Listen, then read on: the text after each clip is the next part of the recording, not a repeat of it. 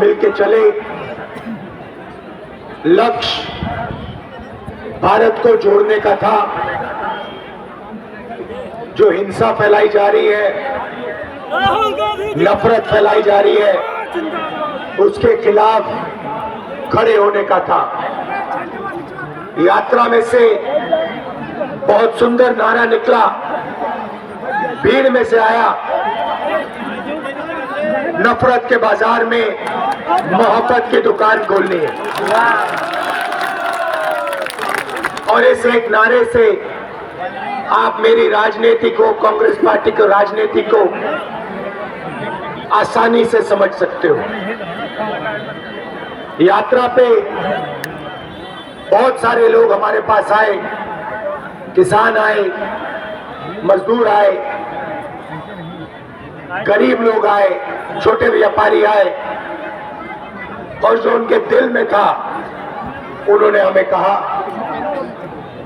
बेरोजगारी की बताई बात, महंगाई की बात बताई, जीएसटी की शिकायत की। दिल खोल के लाखों लोगों ने हमारे सामने अपनी बात रखी। बीच में दूसरे प्रदेश से भी लोग आते थे, यूपी से आए, बंगाल से। उन्होंने कहा देखिए आप कन्याकुमारी से कश्मीर तक चल रहे हो, मगर हमारे प्रदेश में तो आप आए नहीं।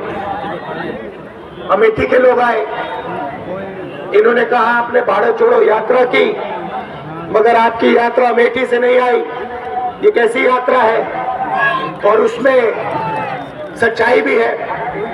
तो इसलिए हमने इस साल दूसरी भारत छोड़ो यात्रा की, मणिपुर से महाराष्ट्र तक, और आज मैं आपके सामने यहाँ अमेठी में हाजिर हूँ।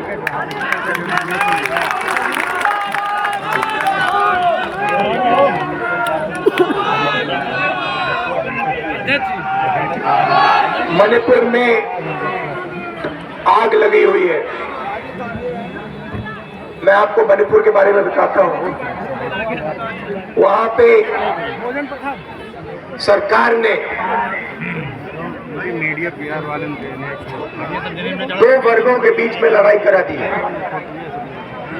पेट्रोल डाल के माचिस मार दी।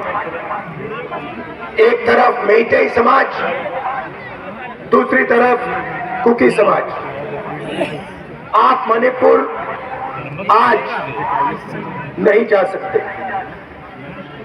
मैं आपको अपनी बात बताता हूं, हिंदुस्तान के एक प्रदेश में क्या हो रहा है।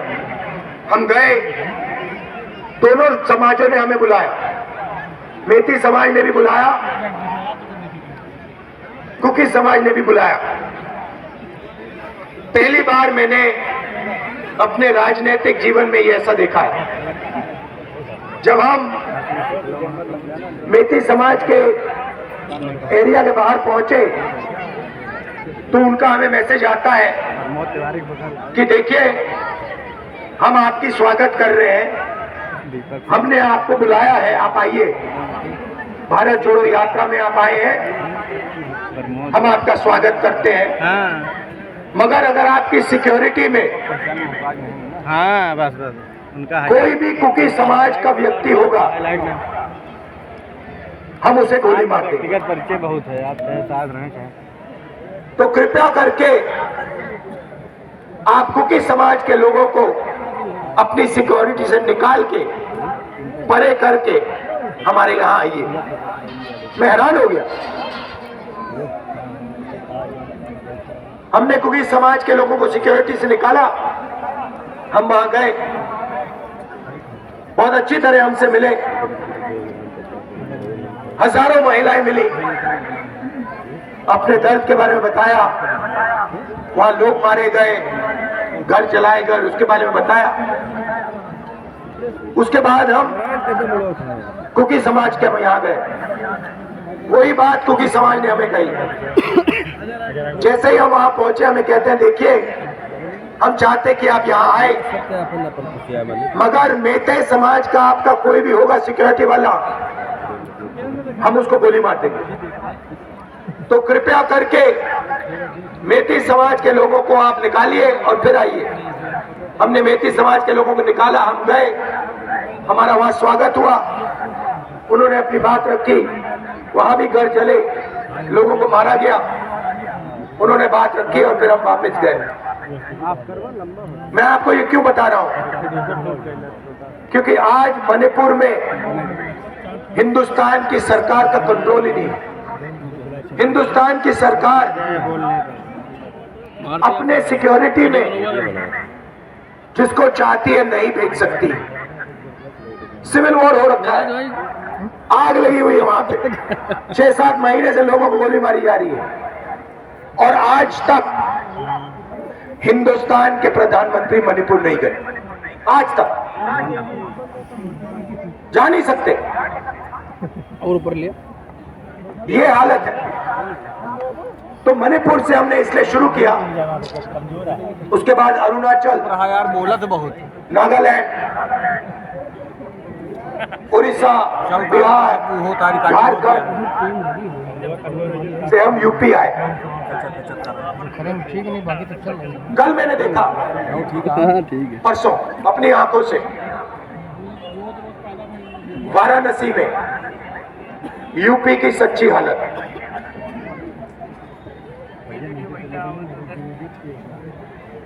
सड़क पे रात को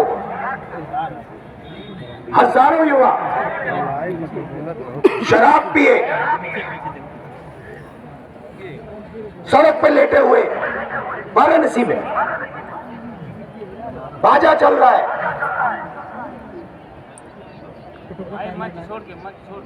शराब पी पी के पूरा आपके युवा वाराणसी में नाच रहे हैं। और सुबह मेरे पास आते हैं, वो वाले नहीं, दूसरे युवा आते हैं, मेरे सामने ऐसा कागज पकड़ते हैं, हमारी जिंदगी बर्बाद हो गई, पेपर लीक हो गया। एक पेपर नहीं, एक के बाद एक, एक के बाद एक, जो भी पेपर यहां होता है पेपर लीक हो जाता है। मेरे पास रोता हुआ युवा आता है, कहता है राहुल जी मैंने 5 लाख रुपए कोचिंग सेंटर को दिए, 5 लाख रुपए। मैंने सपना देखा था मुझे रोजगार मिलेगा रेलवे में।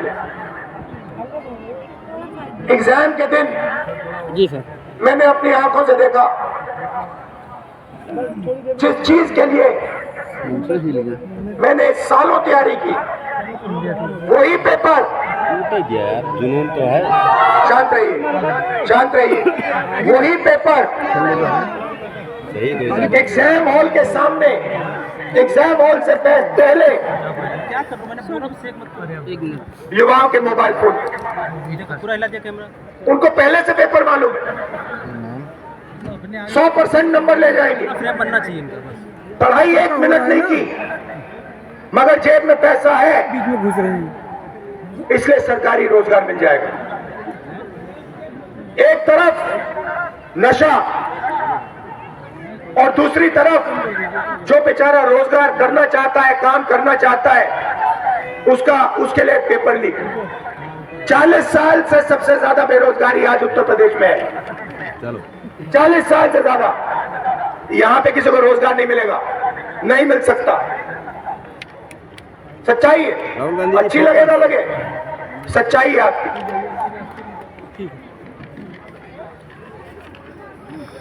हर मीटिंग में मैं पूछता हूं, उत्तर प्रदेश में पिछड़े वर्ग की कितनी आबादी है? आपको मालूम है?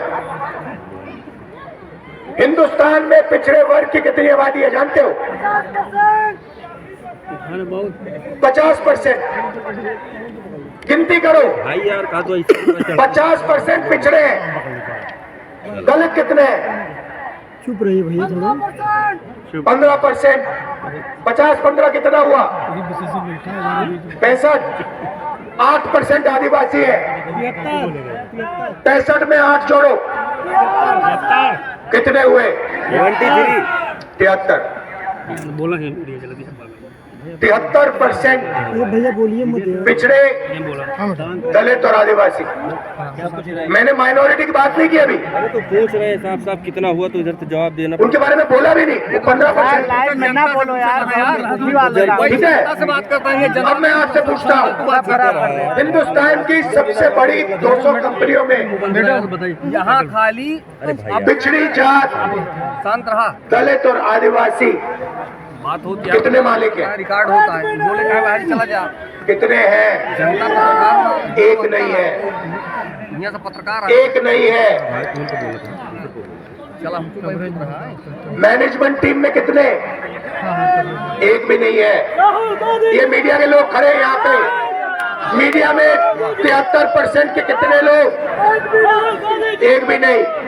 चलो प्राइवेट अस्पतालों की बात करते हैं, उनके मालिकों में 73% के कितने लोग? एक भी नहीं। चलो उसको छोड़ो, हाई कोर्ट में चलते हैं, 650 हाई कोर्ट के जज हैं, उसमें 73% के कितने? 650 में से 100। चलो प्राइवेट अस्पतालों की बात करते हैं, वेदांता, एस्कॉर्ट, वेदांता, इनमें से आपके कितने मालिक? 0। बड़े बड़े अस्पतालों में जाओ, बड़े बड़े डॉक्टरों के नाम पढ़ो, उसमें से पिछड़े कितने, दलित कितने, आदिवासी कितने, बताओ? 0, एक नहीं। सरकार में जाओ, 90 अफसर दिल्ली की सरकार चलाते हैं, IAS अफसर है, बजट को वो बांटते हैं, उसमें से बताओ 73% कितने? 3 ओबीसी, 3 दलित, 1 आदिवासी, वो भी पिछले कमरे में बंद। बड़े मंत्रालयों में नहीं, फाइनेंस मिनिस्ट्री में नहीं, डिफेंस मिनिस्ट्री में नहीं, वो पीछे कमरे में बंद। 73% आपकी आबादी है, कहीं भागीदारी नहीं आपकी। कहाँ से आप क्या करना चाह रहे हो? अच्छा ये बताओ, आप ही रहना चाह रहे हो यहाँ पे? मेरा कैमरा 200 सबसे बड़ी कंपनियों का मालिक लड़कियाँ खड़ी जनरल कास्ट में गरीब व्यक्ति कोई है? एक है? एक नहीं मिलेगा आपको। आपके नाम पता कहाँ है? मैं आपको बताता हूँ, आपके नाम जुडिशरी में नहीं मिलेंगे, आपके नाम मीडिया में नहीं मिलेंगे, आपके नाम प्राइवेट अस्पताल की कंपनियों में नहीं मिलेंगे, प्राइवेट कॉलेज यूनिवर्सिटी में नहीं मिलेंगे। कॉल करता हूँ। बड़ी बड़े ब्यूरोक्रेट्स हैं, करोड़ों रुपए कमाते हैं, वहाँ आपके लोग नहीं मिलेंगे। चाह रहे यार, चुप है। मनरेगा की लिस्ट निकालो, अपने नाम वहाँ पे पढ़ लो। 1 घंटा से तुम लोग जितना पढ़ना है पढ़ लो। स्टेज के सामने जाओ, खड़े हो यहाँ चिल्ला रहे हो सर पे। आप मनरेगा में देख लो, बेरोजगार लोगों की लिस्ट निकालो, उसमें देखो मनरेगा मजदूरों की लिस्ट देखो, उसमें आपके सब लोग मिलेंगे। 73% सबके सब आपका वो भविष्य है। थोड़ा सा पीछे रखिए दादा, मोबाइल ये हो रहा है आपके साथ, ध्यान भटकाया जाता है आपका। कभी आपसे कहेंगे देखो भैया पाकिस्तान में क्या हो रहा है, कभी कहेंगे भैया चाइना आ गया, कभी कहेंगे उधर देखो भैया अमिताभ बच्चन नाच रहा है, वो देखो भैया उसके साथ ऐश्वर्या राय नाच रही है। आप लोग इधर उधर देखोगे, वो हाँ भैया वहां पे पाकिस्तान में बड़ा प्रॉब्लम आ गया, वो भैया देखो चाइना में ये हो रहा है, वो देखो भैया ऐश्वर्या राय नाच गई। मीडिया में आपको यही दिखेगा। 73% की मीडिया में बात नहीं होगी, मजदूरों की बात नहीं होगी, किसानों की बात नहीं होगी। और 24 घंटा आज का युवा नशे में। मैंने वहां देखा, बनारस में देखा, सड़क पे देखा, नहीं तो अगर शराब नहीं पी रहा तो मेरे इस मोबाइल फोन पे 7-8 घंटा 7-8 घंटा भैया वीडियो देखता रहता है, वीडियो देखता रहता है, एक दूसरे को भेजता रहता है। भाई अंबानी का बेटा वीडियो नहीं देखता, अदानी का बेटा वीडियो नहीं देखता, अदानी का बेटा अपना धन गिनता है, आप लोग वीडियो देखते हो। अमित शाह का बेटा हिंदुस्तान के क्रिकेट को चला रहा है, उसने भैया क्रिकेट शॉट मारी कभी जिंदगी में?